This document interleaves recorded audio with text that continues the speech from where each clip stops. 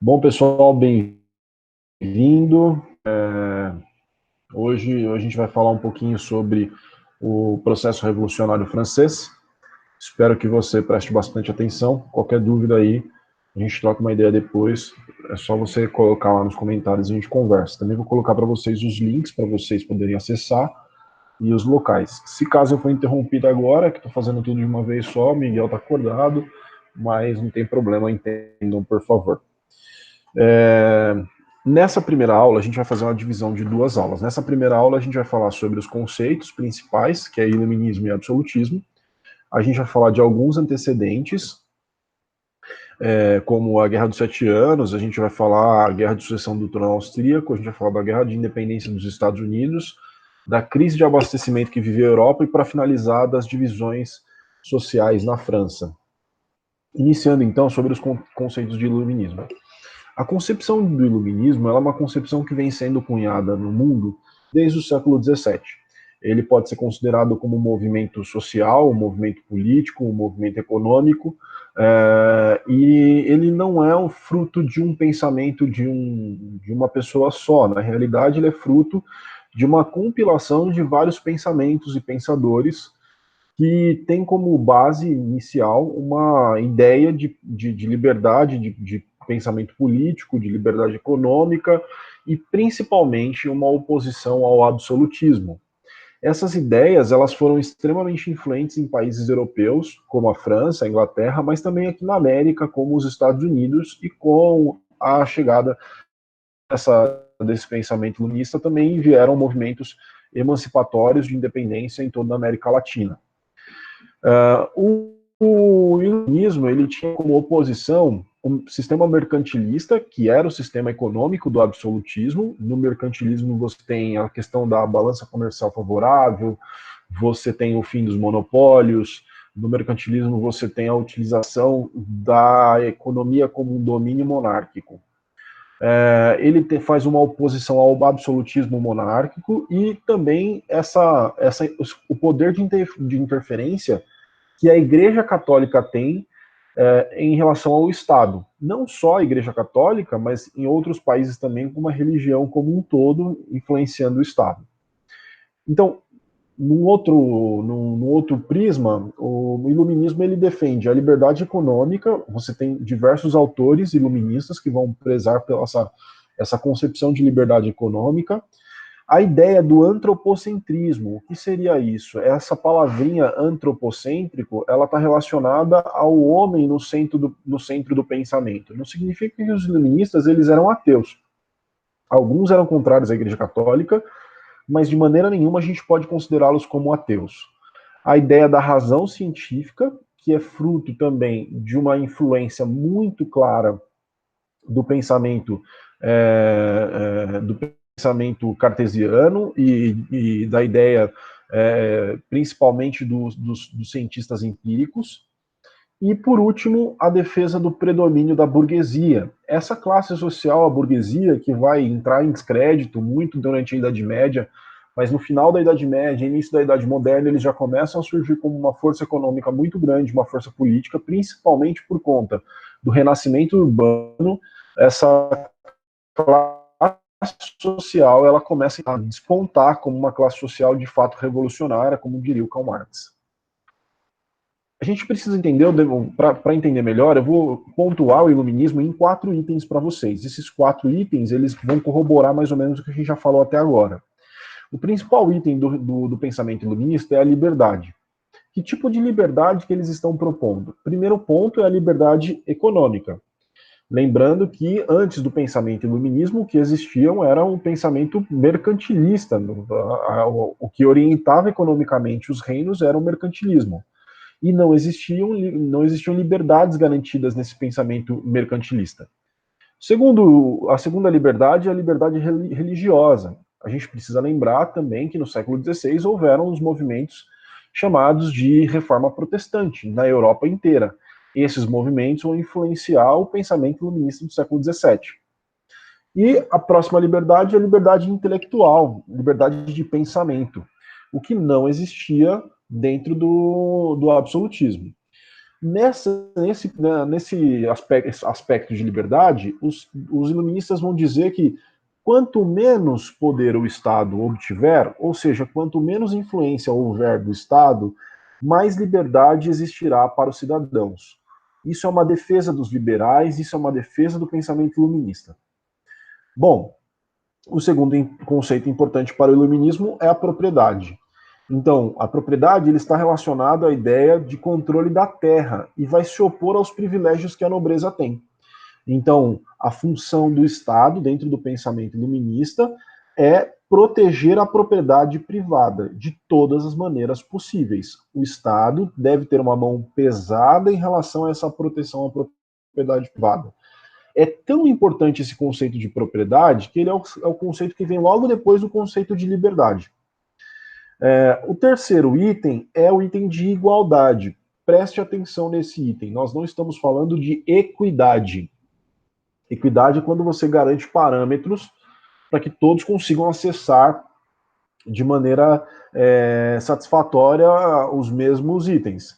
Na igualdade, não. Na igualdade, você garante que não exista uma padronização. É diferente. Então, padronizar, na concepção do pensamento iluminista e do pensamento liberal também, você diminui a competição entre os homens. E essa competição é essencial para que exista liberdade. Mas é necessário que você mantenha a igualdade. De que igualdade nós estamos falando? Nós estamos falando de uma igualdade jurídica entre os homens. Não existia essa igualdade antes do pensamento iluminista. O que existia é que você tinha classes que sobrepunham as outras com privilégios e uma desigualdade. Dentro do pensamento iluminista, é possível coexistir uma sociedade economicamente desigual, mas igualitária do ponto de vista judicial. Por último, a gente tem a concepção de democracia. Então, para eles, existe a participação por meio de um governo de representantes. A gente hoje vive num sistema presidencialista. Aqui no Brasil e nos Estados Unidos, onde esse sistema ele é mais forte. Mas no restante do mundo que abraçou as ideias iluministas, existe um protagonismo do poder legislativo. Esse protagonismo ele é necessário por conta que o iluminismo vai propor transformações. Os pensadores mais conservadores, isso a muito grosso modo, vão dizer que essas transformações elas não podem ser feitas de maneira abrupta. Isso causaria um terror, causaria um pânico na população. Essas transformações elas têm que ser feitas de maneira conservadora, paulatina, aos poucos. Eles não são contrários às transformações, eles são contrários à maneira abrupta de transformar as coisas. Quando a gente diz que alguém é contrário às transformações que a sociedade impõe, essa pessoa é uma pessoa conservadora, isso é uma concepção errada de conservadorismo. Quando as pessoas são contrárias às transformações, isso é uma ideia de reacionário, não de conservadorismo. Essa pessoa é uma pessoa reacionária, ou seja, ela quer a manutenção do passado, ela quer que volte os padrões do passado. A gente no Brasil, quando traduziu isso, não traduziu isso muito bem feito, e aí ficou conservador, tudo no mesmo balaio de reacionários. E o liberal? O liberal propõe transformações abruptas, transformações que são violentas, que causam dores para a sociedade, mas de alguma maneira rompem com o passado. O que é interessante destacar, quando a gente olha essa ideia de conservadorismo e liberalismo, a gente tem nessa concepção o quê?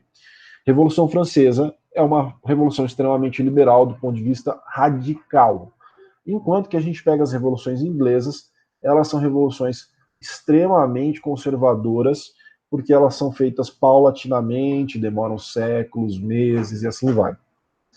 Bom, vamos entrar então nos antecedentes militares da Revolução Francesa. Primeiro, o antecedente é um conflito entre os franceses e a dinastia dos Habsburgos, que vão tentar, de alguma maneira, intervir no processo de sucessão do trono austríaco. Vamos lembrar que a Áustria é uma grande potência nesse período, rivalizando com outros países, principalmente com a França. E aí os franceses vão iniciar um conflito com essa dinastia, e nesse conflito os franceses vão sair derrotados. Mas quem se fortalece mais ainda dentro desse processo é a Prússia, que vai ser aliada austríaca na guerra, que anos mais tarde vai começar um conflito contra a França, e nesse conflito vai unificar todos os estados germânicos, dando início ao que a gente chama como o Segundo Império Alemão. Outro conflito extremamente importante é a independência dos Estados Unidos. A independência dos Estados Unidos ela ocorre logo depois da Guerra dos 7 Anos. Eu não estou colocando na ordem cronológica aqui, mas vocês podem colocar isso como depois. Vamos falar então primeiro da Guerra dos 7 Anos, e aí fica mais fácil. A Guerra dos 7 Anos foi um conflito motivado principalmente pelo Império Austríaco e pela Prússia, que eram aliadas e que depois viram inimigas nesse processo. Do lado prussiano vai entrar a França, do lado austríaco vai entrar a Inglaterra, do lado da Inglaterra vai entrar Portugal, do lado da França vai entrar a Espanha. Se a gente for pensar, é quase uma guerra mundial. Por quê? Na América do Sul, você vai ter conflitos entre Espanha e Portugal para regiões como Uruguai, Argentina, aquela região ali que a gente conhece como o Rio Grande do Sul, da Bacia do Prata. Na África, tem conflitos entre prussianos e austríacos. Na América do Norte, tem conflitos entre ingleses e franceses. Essa guerra vai durar 7 anos e é uma disputa por colônias. A gente está falando de um período mercantilista ainda, e nesse período mercantilista, a gente tem como base principal os 3 M's: mercado, mão de obra e matéria-prima. Então, você conseguir colônias, você está garantindo esses 3 M's: mercado, mão de obra e matéria-prima. Outro conflito, e aí sim, a gente já está falando em ordem cronológica, então se for na ordem cronológica, sucessão do trono austríaco, Guerra de 7 Anos, e depois a Guerra de Independência dos Estados Unidos. Os colonos entram em um conflito com a Inglaterra, porque depois da Guerra de 7 Anos, a Inglaterra começa a aumentar muito grandemente os seus impostos em cima desses colonos, e aí a Grã-Bretanha passa a ter uma mão pesada muito forte em cima desses colonos, que iniciam um processo de questionamento e logo depois organizam, junto com o George Washington, uma defesa contra as tropas imperiais. Esse confronto ele começa em 1776, ele vai durar por longos anos, até que eles assinam um tratado em Paris, em que a Grã-Bretanha reconhece a independência dos Estados Unidos. E a França participa desse conflito, mandando tropas, gastando mais dinheiro e mais vidas perdidas em todos esses conflitos. Um antecedente, que foi as guerras, agora a gente entra no segundo antecedente, que é a crise de abastecimento. Então, primeiro ponto, vocês têm que lembrar, as propostas que são propostas mercantilistas, ou seja, o mercantilismo imperial, ele visava desenvolver o comércio até um determinado limite. Por quê?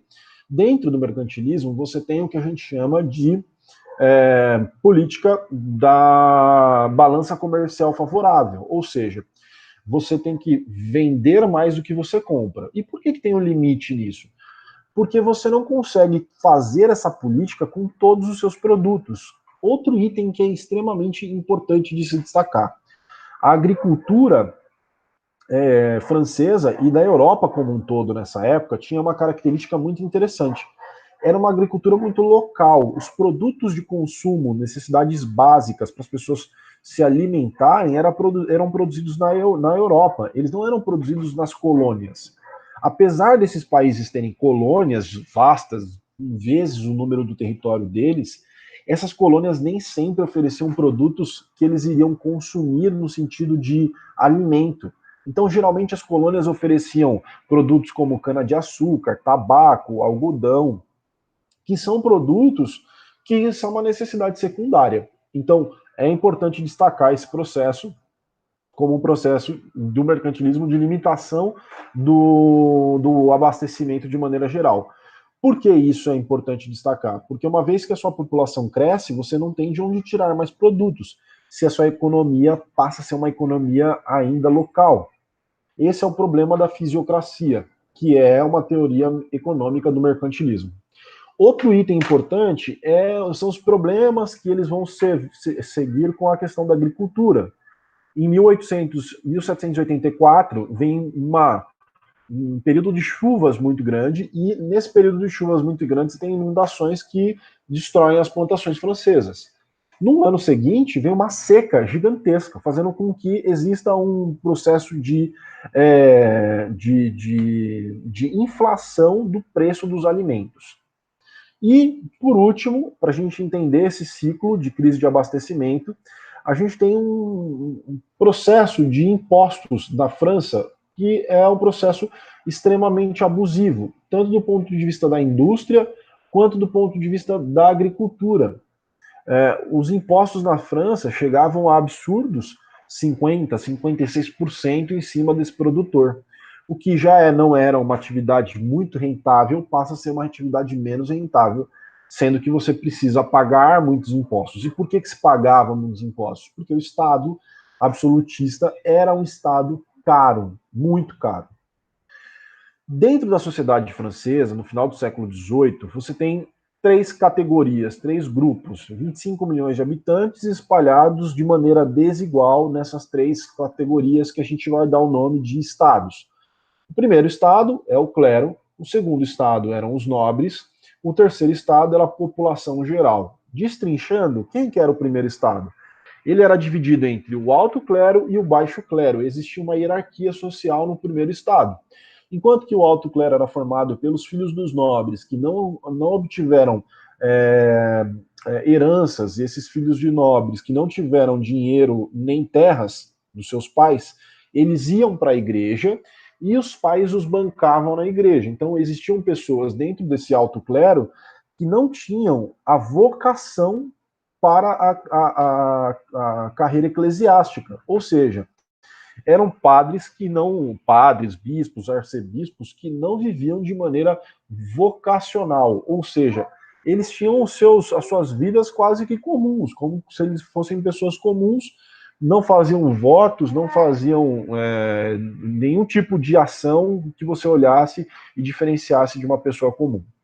O baixo clero eram os padres que lidavam com o dia a dia. Eram aqueles padres que estavam mais próximos da população, eram aqueles padres que faziam as missas, que faziam as ações, todos esses padres que tinham ali uma ação mais voltada e mais próxima ao público.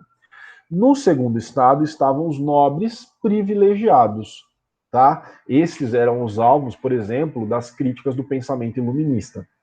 E no primeiro estado, a gente tem a grande massa de trabalhadores, que é formada aqui por esses grupos de trabalhadores, como os camponeses, as populações, os trabalhadores urbanos, que a gente chama eles de jornaleiros, né? A gente vai chamar eles de sans-culottes mais para frente, a pequena burguesia, a média e a mais alta burguesia fazia parte desse terceiro estado, os profissionais liberais da cidade, são esses três grupos.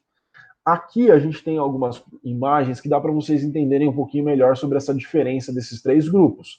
Essa primeira imagem aqui, que eu estou passando a seta, é uma imagem muito interessante. Aqui você tem o terceiro estado, e montado no terceiro estado, você tem os nobres, que são esses senhores aqui, ó, né? Com a espadinha, bonitinho, e na frente dos nobres, a Igreja Católica, certo?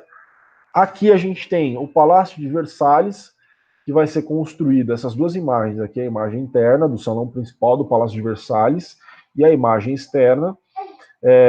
Nessas duas imagens vocês podem ver o luxo que vivia a sociedade francesa privilegiada, as festas que duravam uma semana, com alimento, com comida à vontade, com música, artistas e toda a sorte de entretenimento para essas pessoas. Os jardins maravilhosos que existiam e ainda existem até hoje. E esse palácio, com o passar dos anos, vai se tornar uma fonte histórica maravilhosa, porque a Guerra Franco-Prussiana acaba aqui nesse palácio. A Primeira Guerra Mundial, ela acaba aqui nesse palácio. O Hitler, quando invade a Alemanha, ele assina um tratado com os franceses aqui nesse palácio. E a Segunda Guerra Mundial, ela também vai ter esse palácio também vai ter uma participação importantíssima aqui, né? Então, quando a gente começa a falar desses antecedentes, a gente começa então a pensar existia uma crise econômica que foi mudando seus ares e passou a ser uma crise política. Eu vou explicar para vocês. O rei francês, na época, o rei Luís, ele convoca como ministro da economia o N. Robert Turgot. Esse cara, ele vai propor reformas. Essa palavrinha é uma palavra traumática para todos os países. Essas reformas, elas iam desde a corveia no campo até o fim dos monopólios das corporações de ofício na cidade. É óbvio que não vão ser reformas populares, é óbvio que essas reformas elas vão cortar na carne de uma gente já privilegiada, e aí então esse cara vai ser mandado embora. No lugar dele, opa, eu acho que saiu, beleza. No lugar dele vem um outro economista, um banqueiro, chamado Necker, e o Necker vai pegar e vai propor também essas reformas, mas ele vai evitar diretamente todas as reformas e vai evitar utilizar esse termo. Aos poucos, o Necker vai vendo que a sua missão era quase que uma missão impossível, porque o que o rei queria não era propor novas mudanças, a modernização da França. O que, na verdade, o que o rei queria era apaziguar a situação com os grupos. Então, o Necker vai, em 1871, vai dar motivos para ele ser mandado embora do cargo dele. Ele simplesmente vai expor os gastos que a coroa francesa tinha. Como que ele expõe esses gastos? Ele vai expor, por exemplo, que aproximadamente 472 milhões de libras de ouro, isso eram gastos da nobreza, enquanto que o total de gastos era de 630, ou seja, a nobreza gastava mais do que a metade. 40 milhões eram destinadas para a corte, para o sustento da corte, e 10 milhões eram destinadas e aplicadas para a política de assistência e educação das camadas mais pobres. Se você for ver, isso aqui não está nem incluso os cálculos com gastos nas guerras, que passava da casa dos milhões. Se você for apontar, não são gastos tão grandes assim. Qual é o problema? O problema é que já existe uma situação de saturação política na França. E essa exposição que o Necker faz, de alguma maneira, vai trazer uma revolta da população. Para piorar a situação econômica, eu falei já para vocês, 1784, chuva muito forte, 1785, outra intempérie climática de seca. O rei francês faz um acordo chamado Eden-Heinevel, desculpem o termo, que a tradução seria o Tratado de Panos e Vinho. Por quê? Os ingleses, eles tinham a maior indústria de toda a Europa. O principal produto dessa indústria eram tecidos, que era necessário, obviamente. Só que como eles faziam esses tecidos em larga escala, e eles tinham matéria-prima à vontade para produzir esses tecidos, eram produtos muito baratos, e eles tinham que achar gente para comprar esses produtos, para manter essa indústria. Não adianta eu ter uma indústria tecnológica que produz em larga escala, em uma velocidade absurda para a época, e eu não tenho com quem comprar. Então eles fazem um acordo muito aos moldes do que já tinha sido feito com os portugueses. Esse acordo foi assinado aí em torno de 1785, 81, agora não me lembro muito bem, mas esse acordo vai ser mais ou menos assim. Enquanto que os ingleses forneciam tecidos para a França, os franceses ofereciam o excedente de vinhos para os ingleses. O que é mais caro? O vinho ou o tecido? Obviamente o vinho. Mas o que acontece na prática? Ó, o Miguel está aqui, porque quer citar pipa com ele, não vai dar. O que acontece na prática? O que acontece na prática é que o preço do vinho francês, ele começa a cair. E os produtores rurais que já estavam ali num processo de inflação e de pouca produção agrícola, eles são afetados pelo preço dos vinhos que cai. Isso vai ser um problema. Então, um problema econômico passa a se tornar um problema político na França. Você vai saber o que acontece na segunda parte da aula, quando eu postar para vocês o que vai, o caminho que a Revolução Francesa vai tomar. Por enquanto é isso, obrigado, até a próxima.